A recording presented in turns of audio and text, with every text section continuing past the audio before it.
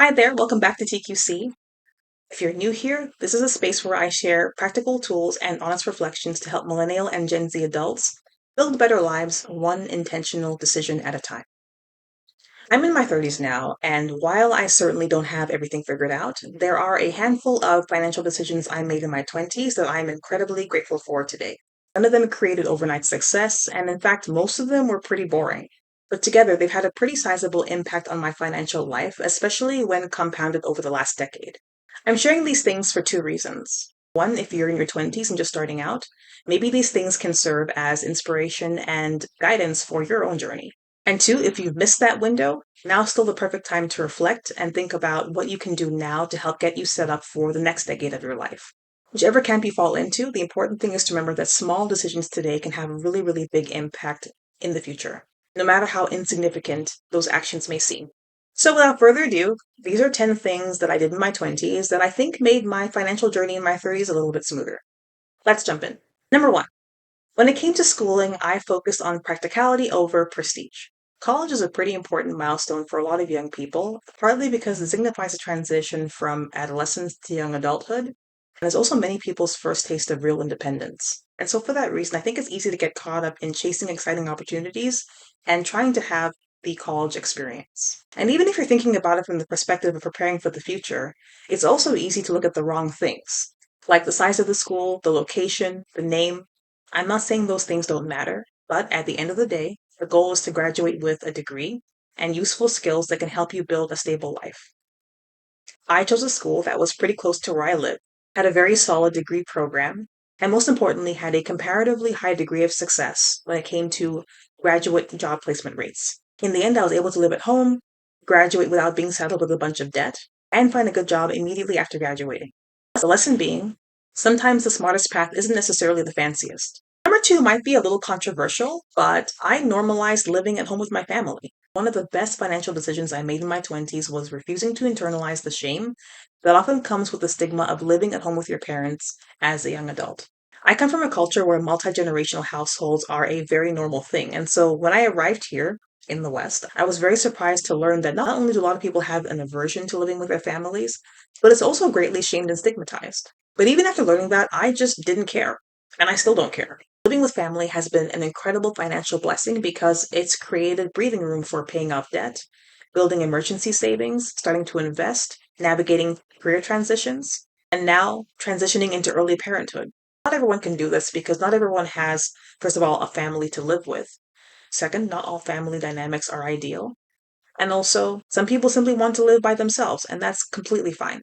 My issue has never been with other people wanting their own space or wanting to do their own thing. And I'm not advocating for everyone to live in a multi generational household setting. But I think many young people would be a whole lot better off if there wasn't so much stigma attached to it. In this post pandemic era, with rising costs of living and inflation, many young people are moving back home. But they're seeing it as a sign of failure and last resort instead of looking at it as a strategic decision. Number three is that my husband and I attacked our student loans early and we attacked them hard. Even though we didn't graduate with the greatest amount of debt, the debt that we did have, we focused on paying down as aggressively and as quickly as possible. If you've ever listened to Dave Ramsey talk about his 7 baby steps toward becoming a millionaire, you might hear him describe a principle called gazelle intensity, and this was our North Star for the first few years of our marriage. Basically, if you watch a nature documentary, you might see an animal like a deer or a gazelle being chased by some kind of predator, like a lion or a cheetah. And here's one thing you'll notice. Prey animals never just casually stroll their way out of danger. The moment they sense that their life is threatened, they run. They fight for their lives. That is the same level of intensity that Dave Ramsey encourages anyone who has any level of consumer debt to get out of it. So that's what we did. We didn't make minimum payments and hope for the best. We sat down, calculated our numbers, and came up with a plan to become debt free within a couple of years. And that gave us the space to start redirecting our finances toward more proactive future building. Number four was having transparent money conversations with my husband early and often before we got married. Just getting straight into it. Money problems and disagreements about finances are one of the earliest and strongest predictors of marital strife, and unfortunately for some people, eventually divorce. These conversations aren't always easy, but they're important to tackle early. So not just basic stuff like budgets, but real questions like how much debt do you have and from what? How do you feel about your debt and what's your plan to pay it off? What are your thoughts about combining finances? How should we talk about money to our future kids? What are your financial goals 5, 10 years from now during retirement? These conversations cleared up a lot of confusion and helped us start up our married life on the same page. Number 5, and speaking of marriage, my husband and I also chose to have a really modest wedding. I think this is one thing that a lot of couples miss, either due to excitement or peer pressure, or maybe just not really understanding the financial impact of spending so much money on one day. According to Fidelity Investments, the average American couple spent around $36,000 on their weddings in 2025. I also saw a supporting survey showing that almost 70% of couples in 2025 used debt to pay for their weddings. And less than 60% of those people have already paid off what they owe.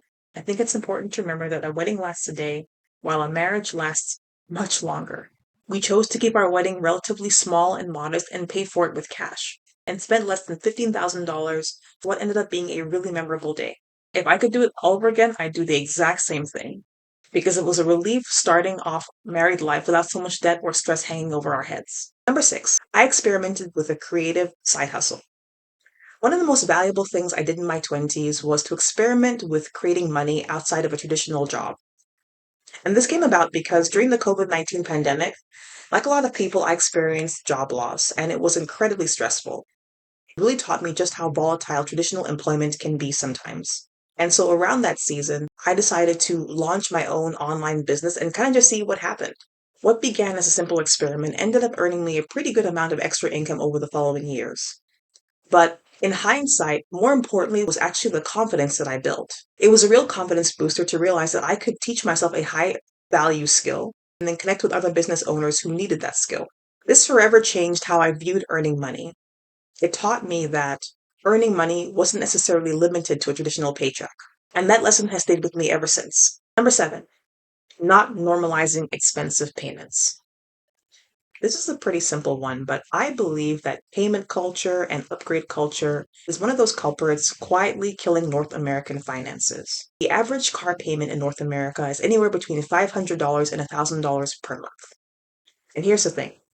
If you plug $500 per month into an investment calculator at 3% normalized for inflation over the course of 10 years, you can get somewhere between $60,000 and $70,000 by the end of that 10-year period.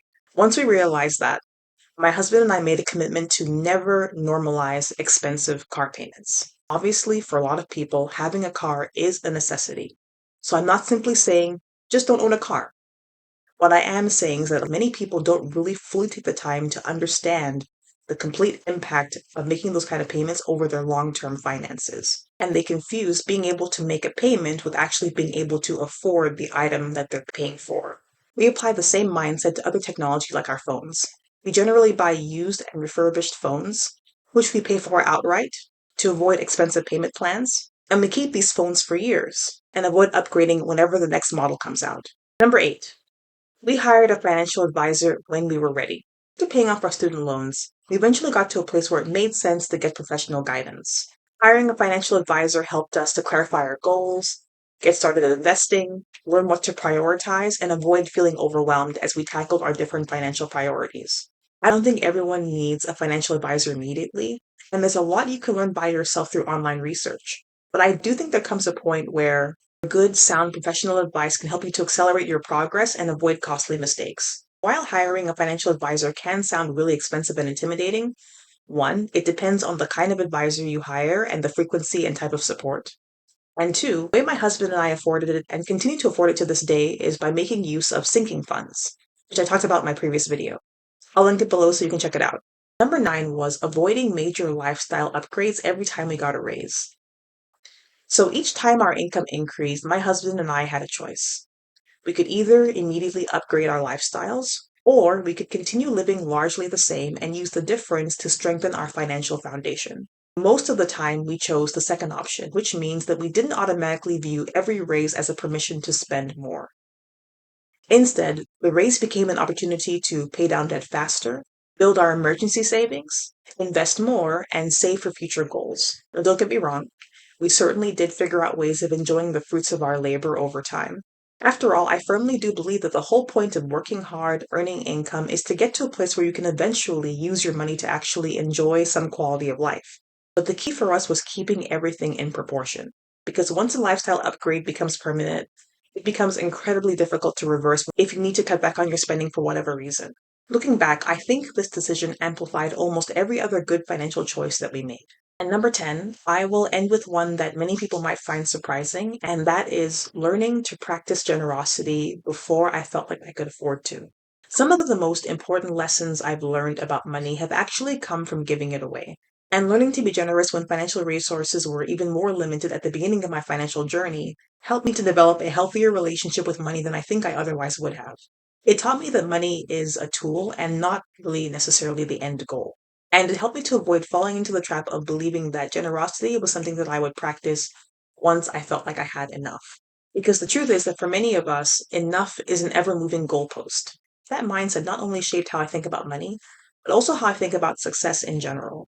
And there you have it, 10 things I did in my 20s that I really believe positively shaped my financial journey in my 30s. Financial progress doesn't usually come from one major life decision. It usually comes more from a series of smaller intentional choices repeated over years. These choices can create something incredibly valuable that's often overlooked, and that is margin. Margin to handle emergencies, handle life's transitions, and eventually, margin to build a life that is aligned with one's values. The takeaway for all of us, no matter what stage of life we're in, is to not underestimate the power of small decisions. I hope you found this video helpful, and if so, please hit like and make sure to subscribe for future videos on similar topics. And let me know in the comments, what financial decisions are you grateful that you made when you were younger?